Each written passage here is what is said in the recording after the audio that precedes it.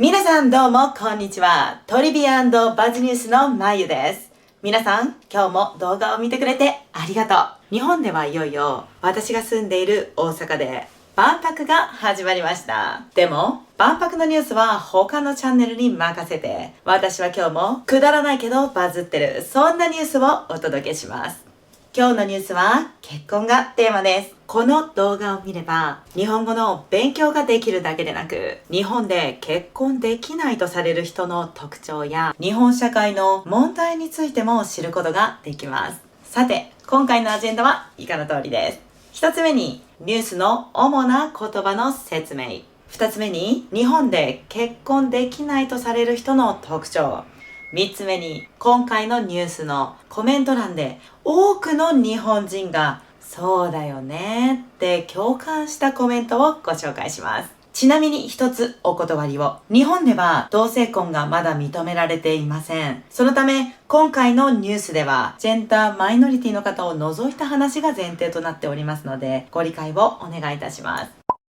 ではまずは今日の見出し、ヘッドラインをそのまま読み上げますね。生き遅れる20代の女性たち。結婚できない子供部屋おばさんが量産される日本社会の根本問題。難しい単語が多いよね。でも安心してください。これニュースの内容は全く難しくありません。これ要するに結婚できない人が増えているけど、日本社会にも原因があるんじゃないのっていう話です。ただこの見出し、20代30代の日本人の未婚の女性にとっていかにも挑発的で、 SNS で議論が盛り上がりそうな言葉をあえて使っているんですよね。くだらないニュースってパワーワード、刺激的な言葉を使った方が盛り上がるみたいなことってあるよね。このニュースには600件を超える日本人からのコメントがつきました。一つずつ記事の内容と一緒に解説していきますね。まず最初にこのニュースを理解する上で欠かせない3つの言葉をご紹介します。生き遅れる、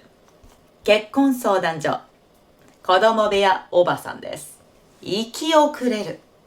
これは結婚する時期を過ぎてもまだ結婚していない女性のことを指すややネガティブな言葉なの。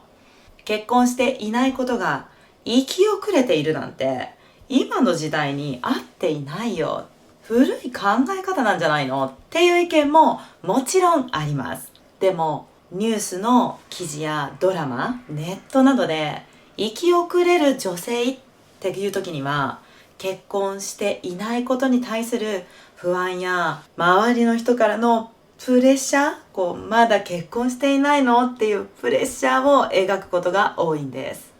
こういうプレッシャーとか社会的な圧っていうんだけど、こういうのって日本だけじゃなくて海外ドラマとかでもよく見るし、みんなの国にも多かれ少なかれあるんじゃないかな。どうですか？次に結婚相談所です。皆さんの国にもマッチングサービスやデーティングアプリがあるかもしれませんね。日本には本気で結婚したい人のための特別なサービスがあるんです。それが結婚相談所です。結婚相談所はアプリよりも真面目で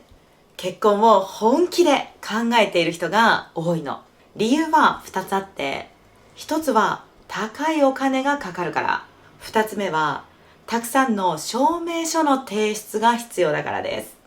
結婚相談所って入会してまずあなたに合いそうな人をパソコンでね、データで紹介してもらって、良さそうだったら実際に会ってお見合いをして、次に婚約、無事に成婚するまで全てにお金が必要なの。だから無事結婚できるまでに最低でも30万円から60万円くらいは必要だって言われてるんだよね。本気じゃないと軽い気持ちではここまでのお金は出せないですよね。あと、本当は結婚しているのに結婚していないふりをして、つまり独身のふりをして遊び相手を探しているみたいなろくでもないやつってどの国にもいるでしょ。そのような人が登録できないように、結婚相談所の登録にはたくさんの正式なオフィシャルな証明書が必要なの。名前や住所、家族構成までを書いた身分証明書や、結婚していませんよという独身証明書、それからいくら稼いでますかという収入証明書に、どの学校を卒業しましたかという学歴証明書、あなたのお仕事は何ですかという職業証明書に至るまで、もう用意するだけでもめんどくさいし大変そうでしょ。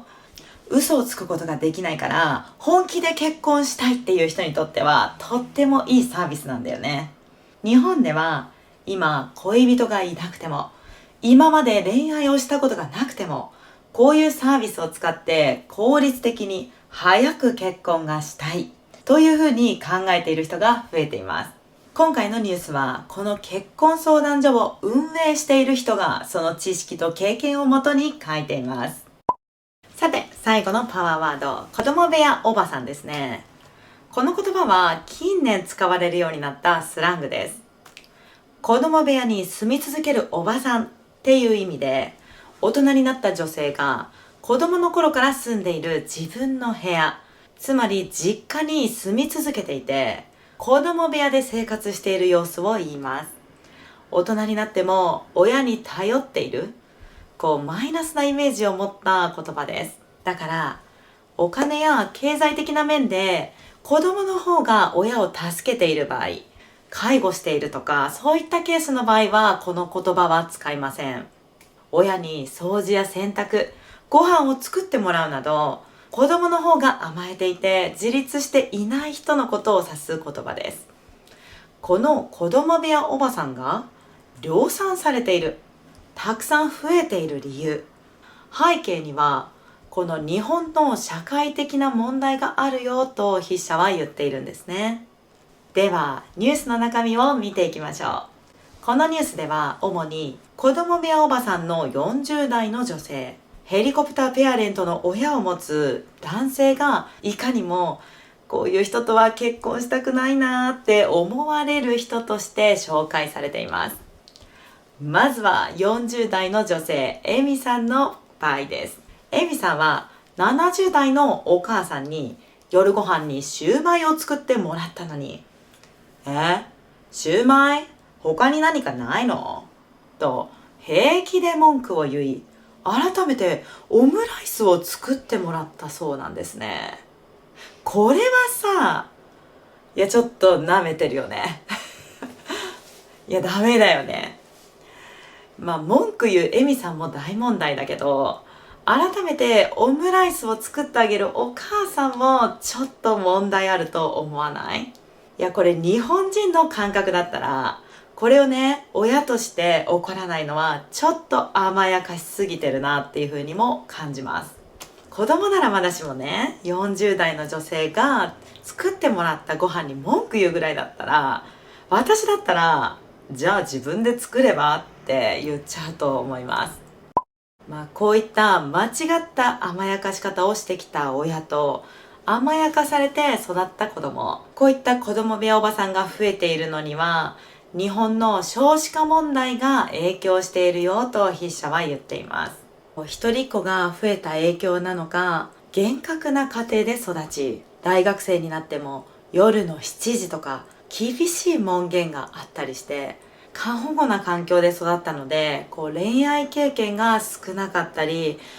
異性とのコミュニケーションの経験が乏しい人が増えてきているとも言われています。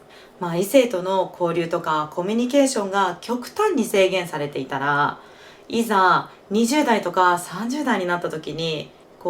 異性とどう接していいかわからないですよね。自分をね、プロデュースして結婚相手を見つけるっていうのがすごく難しい問題、難題になってしまうんですよね。本記事では、この記事っていうことね、幼いうちから男女が自然と交流する機会が必要だと訴えています。親も異性とのコミュニケーションを厳しく制限しすぎずに、肯定的にいいことだと捉えてほしいと筆者は言っているんですね。さて、この過保護な親に関しても社会的な問題ですから、きちんと名前がついています。それがヘリコプターペアレントです。ヘリコプターペアレントは、まるでヘリコプターの上から子供を監視して、そっちに行ったらダメっていう風に指示を出す親のことです。保護しすぎ、つまり過保護ね。とか、あとは干渉しすぎる、過干渉な親のことです。親が過保護や過干渉。このヘリコプターペアレントって言われる存在は、結婚したい人にとって日本では大きな支障、邪魔な存在となっています。この記事で紹介されていたヘリコプターペアレントのエピソードは次の通り。ある女性が男性の実家に結婚の挨拶に行きました。男性の名前を太郎としましょう。その時に男性の母親が、太郎ちゃん、外は寒いわよと言ってマフラーをかけてあげて、太郎ちゃん行ってらっしゃいねと送り出してくれる様子を見て、うわ、こんなお母さんがいる男の人と結婚するといろいろ干渉されて大変そうと、結婚を破談になしにしてしまったんですね。みんなの国ではこの男性ありですか、なしですか？私はこれ、破談にするかどうかはちょっと置いといても、ちょっと引いちゃう。ちょっとうわーって思う気持ちはわかるかも。日本ではお母さんのことが大好きで、大好きなのはいいんだけど、結婚する自分ね、よりもお母さんの方を大事にしそうな人。奥さんよりも全部お母さんを優先して、お母さんの言うことを聞きそうな人。みたいな人のことをマザコンって言ったりして、結構結婚相手として嫌がられるんだよね。みんなの国ではどうですか？このような男性は母親を大切にする男性として好かれますか？それともちょっとマザコンかなっていうので嫌がられますか？よかったら教えてください。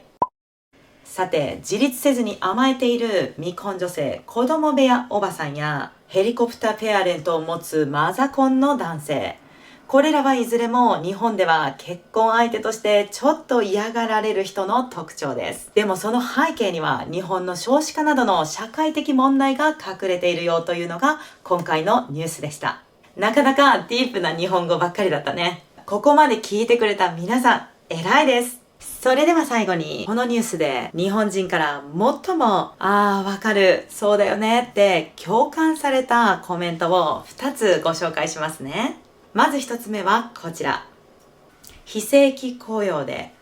つまりお給料が低くて安定しないために結婚できない若者をたくさん見てきた。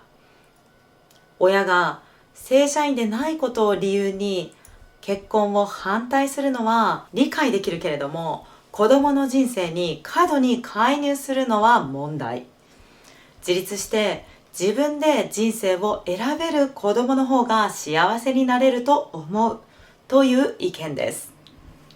これ、私もこのニュースを見たときに、確かにこの記事の通りだけど、きちんと自立して一生懸命働いてコミュニケーションの面でも全く問題がないのに、結婚に踏み切れない、一歩踏み出せない、二の足を踏んでいる、そういった人はたくさんいて、その理由はお金がないからかな、金銭的余裕がないからかなって思ったの。非正規雇用っていうのはパートやアルバイト、契約社員などで働く時間が短かったり、期間が短かったり、お給料が少なかったり、なかなか安定していません。だから、親が反対するのも理解できるけれども、やっぱり子供は自立することが大切だよねという意見です。そして、一番共感されたのはこちら。これは、結婚して子供が欲しい女性は、若いうちに自分から積極的に行動をした方がいいでしょう。今の時代は学校や職場で恋愛が難しいです。男性はね、ハラスメントを恐れて恋愛に消極的になっています。これ補足すると、気になる人がいても、今の日本では、例えば彼氏いるのとか、飲みに行こうとか、そういった誘いが、もしかしたら相手を不快な気持ちにさせているかもしれない。嫌な気持ちにさせている言動だとして、大きな問題になってしまう可能性があるの。今の日本では、声をかけていいかの判断がとっても難しくなっているんですよね。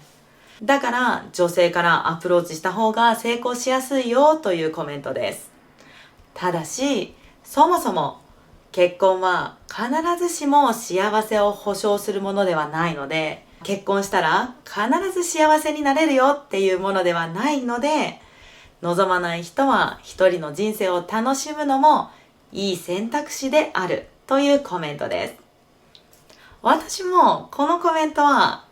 結婚しないっていう選択肢もありだよねっていう幸せの多様性を認めているところがいいなと思いました。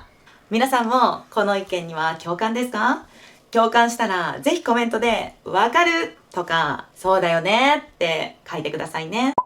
さて、先ほどのエミさん、記事によると結婚できたらしいです。でも理由がまた少し日本らしさがありました。最終的にエミさんは一人暮らしを始めて精神的に成長し結婚につながりましたと記載してあります。一人暮らしをしたら成長して結婚できたとなっているんだけど、これも日本的な価値観の一つだよね。先ほどのコメントにもあったように、日本では大人になると一人暮らしをして自立すること、それぞれで家族を築くこと、そしてあまり干渉しすぎないことがいいとされているの。でもさ、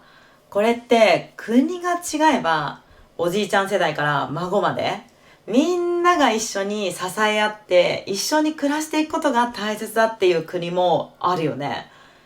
だから一人で家を出ていくなんて自分勝手でダメだっていう考え方もきっとあると思う。その場合は、この記事だと、最終的にエミさんは、夫の家族と一緒に暮らし始めて、成長し結婚できました。みたいな国だってきっとあるよなって思うんですよね。先ほどのヘリコプターペアレントの件も、いやいや、年長者こそ一番尊重するべきだ。年を取った人の言うことは絶対だっていう価値観の国もあると思うんだよね。皆さんの国ではどうですか？今日のニュースはここまで。皆さん最後まで聞いてくれてありがとう。このチャンネルではこういった日本のちょっとしたニュースを通じて日本人の価値観や考え方を紹介していきます。これからもどんどん配信していくので皆さんチャンネル登録よろしくお願いします。いいねもコメントも大歓迎です。それでは皆さんまた次回のニュースをお楽しみに。またね。皆さんごめんなさい。夢中で喋っていたらつい間違った言葉を使っていたの。もしこの間違いにすでに気づけていたらネイティブ級の国語力です。ここに書いてある筆者、著者、記者はどれも文を書いた人を表す言葉です。でも使う場所や意味が少し違うの。今回はニュースを書いた人のことを指すので、記者という言葉を私は使うべきだったんですね。大変失礼しました。でもみんなにとっても勉強になったかな？私はとてもおっちょこちょい、ドジなところがあるからこういった間違いをたまにしてしまうの。でもそういう時にはこうやって訂正をさせてね。いつも聞いてくれてありがとう。